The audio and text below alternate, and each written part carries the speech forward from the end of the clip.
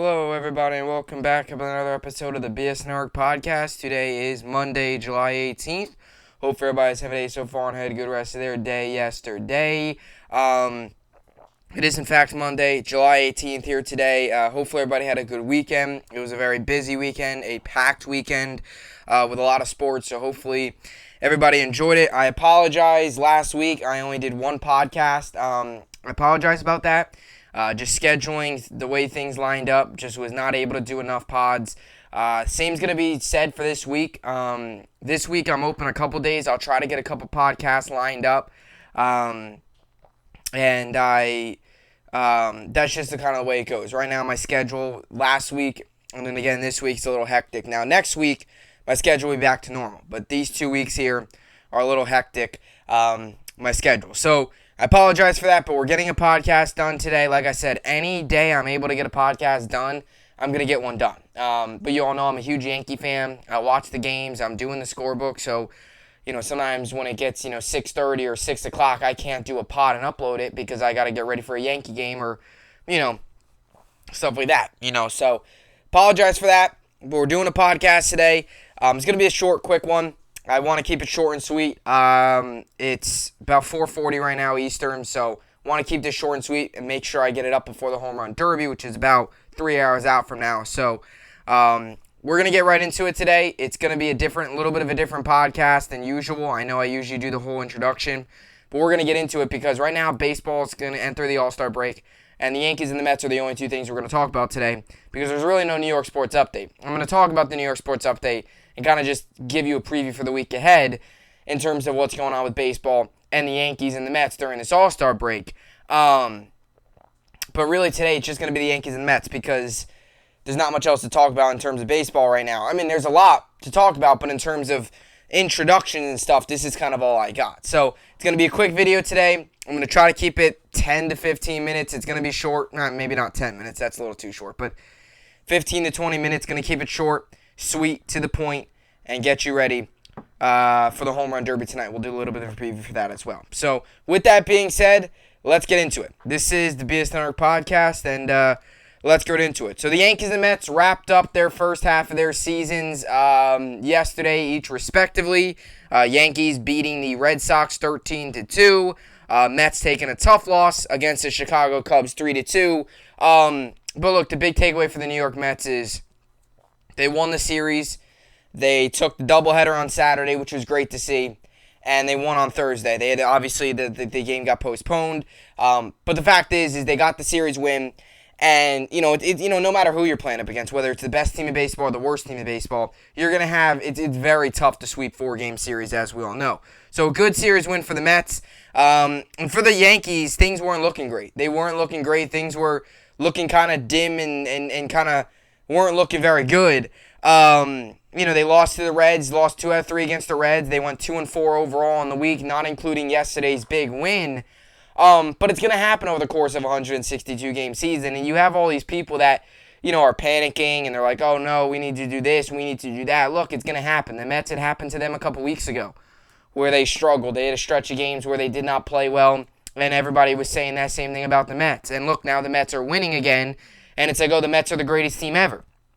And I'm not saying that the fans are being cocky or being overconfident. I'm just saying that baseball fans are weird because when times get tough, it's like it's panic mode. This is not panic mode.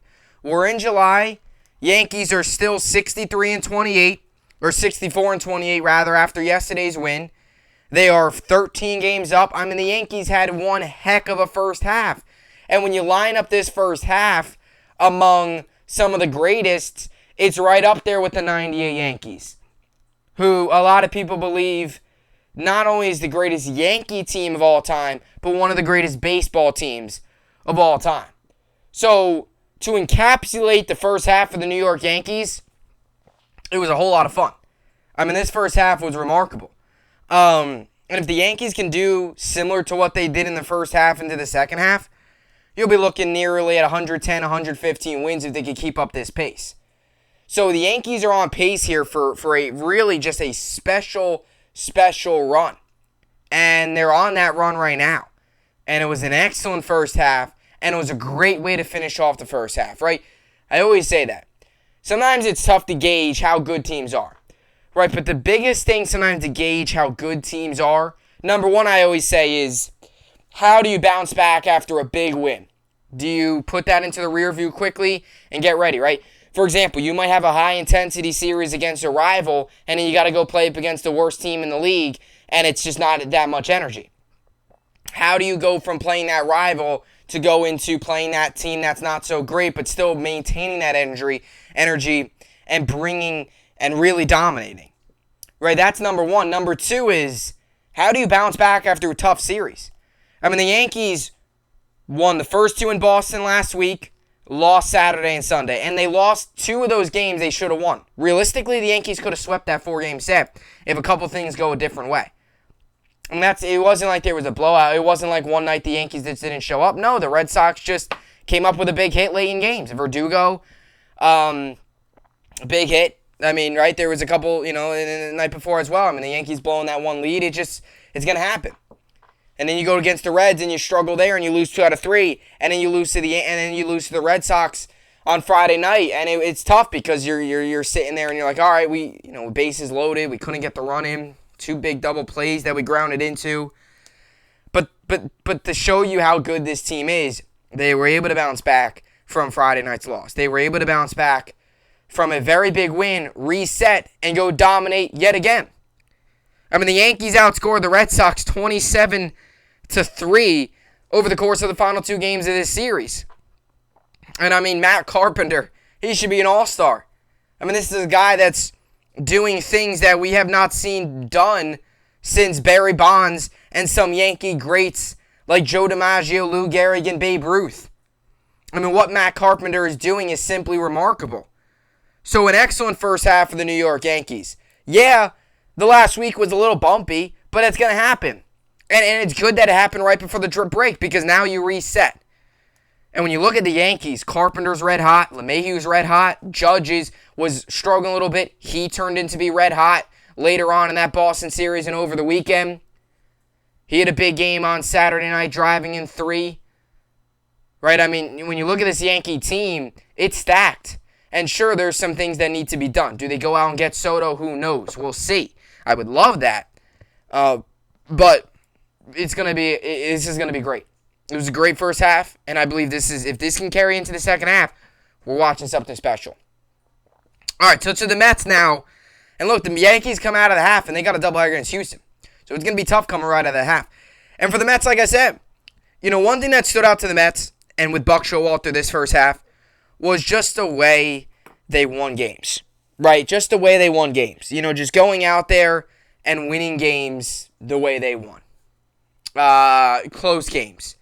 There was a couple really, really, really close games that they were able to go out and win. And even like I look at this series against the Cubs. Excellent doubleheader victory on Saturday. And I understand that they're going up against the Cubs, right? And it's Cubs aren't your great team by any means. They're not a star-studded team. They're one of the worst teams in baseball. And outside of yesterday's victory, they're 6-4. They're on a 2-game. They're 1-9 in the last 10. So they're really bad. But you're supposed to beat the bad teams. But it's the way the Mets do it. And what we learned in the first half here is that Mets are going to win games. They might not always be pretty, but they're going to win games. Final in 11 innings on Saturday, 2-1. Game number 2 was in 10 innings, 4-3.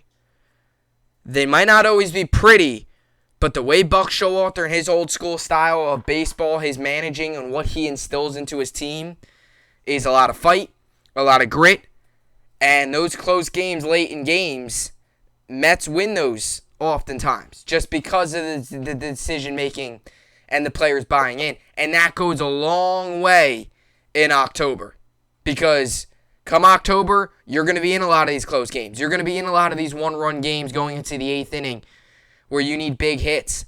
And sure, there's nights where the Mets just go down without there's nights where the Mets bats just can't, rally in runs. And that's where I think the Mets are going to go at the trade deadline, where they need another bat in this lineup. Whether that's calling up Francisco Alvarez, whether it's making a blockbuster trade for Juan Soto, they need another bat. I don't think position specific. I think just a guy that can come in, maybe be a DH, maybe first, something like that, like a Josh Bell from the Nationals if they trade him within the division. Although the talk of the Nationals right now is Juan Soto, Josh Bell's an intriguing trade target that's in the middle of a career year for the Nationals as well. He's not going to get nearly as much of the storylines as Soto because he's not Juan Soto, but he's having a really good year himself. To bring him in as a possible option could also be the case. To pair him up with Alonso, you have two power-hitting first basemen, one guy from the right, one guy from the left. It brings you a lot of versatility in that lineup. They could do that. But I think that's where the Mets are going, right? They're going to go down that road of we need another bat because there was nights where the Mets struggled to get hits. Up with the bases loaded, can't get the big run in. If they get another bat in the lineup, that could be a completely different story in a lot of those games. But the Mets showed that against the Cubs. They were close games. They were tough, gritty victories. And the Mets, that's the type of team they are. And as long as Buck Showalter's manager, Mets are going to be in almost every game that they play. And even if they lose, I'll guarantee you, if on paper it says the Mets lost 4-1 or 5-1, I'm sure late innings Mets put up some runners on base but couldn't come through. That's kind of been the story of the Mets this year. They fight, they battle. They're not going to win every game. No team's going to do that. But they're going to battle, they're going to claw, they're going to fight. And the Mets coming out of the All-Star break, though, have 5 really tough games. So you're going to learn a lot about this team coming out of the All-Star break with 5 games. 3 against San Diego at home, 2 more against the Yankees. 2 teams that are, the Padres 10 games above 500. As we all know, Yankees right now hold the best record in baseball. So 2 very good teams. What's good about the Mets, though, is, they come out of the All-Star break and they got 5 home games in a row. And they got to wait till Friday. So they have a long time off. Yankees, they got to be back in action on a road game, doubleheader in Houston on Thursday. So Mets got a little bit more of that break. 58-35, and if you're a Met fan too, you just got to hope that DeGrom's back shortly after the All-Star break.